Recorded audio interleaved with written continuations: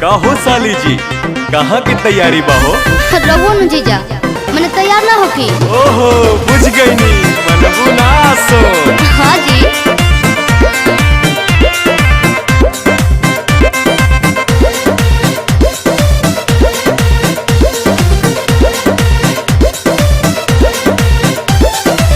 जातारू माई के दर्शन तू करे, हाँ जी। काहे के लगलू है साजे सवारे।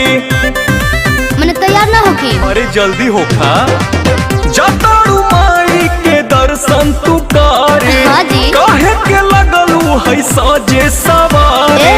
रील बनी मंदिर के गेट पर जीजा, अच्छा वीडियो बना के डालब नेट पर जीजा। ओके। बुलेट पर जीजा, का? बुलेट पर जीजा, बोला ले चले घुमावे बुलेट पर जीजा। जरूर हो। बुलेट पर जीजा, बुलेट पर जीजा, ले चले घुमावे बुलेट पर जीजा। बुझनी हम सब बुझतानी।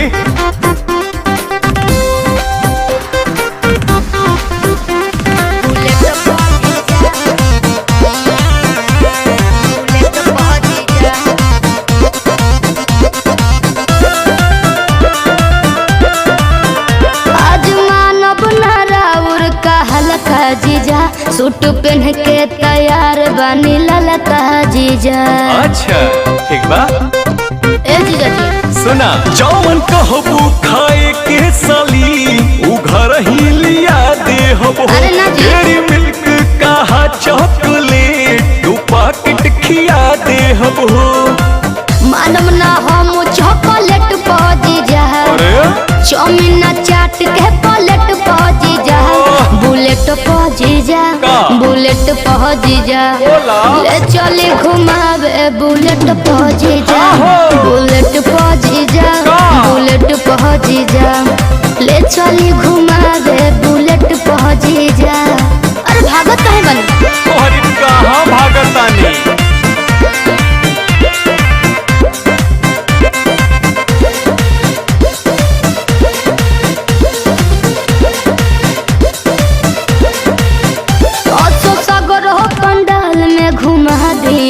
हाँ। जीजा बिमल से ये श्रद्धा पूरा दी जी। ठीक बनू, फिर कुछ ना कहो। अच्छा सुना, जयबू माई के दर्शन करे की का वीडियो बनावे जाइबू। माना बतिया बिना पांडे के का मोबाइल भूलावे जाइबू।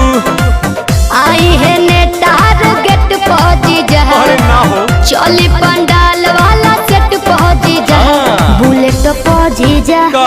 बुलेट पहुंची जा, बोला ले चली घुमावे बुलेट पहुंची जा। के बा? बुलेट पहुंची जा, बुलेट पहुंची जा, ले चली घुमावे बुलेट पहुंची जा। बुझनी अच्छा तो चला।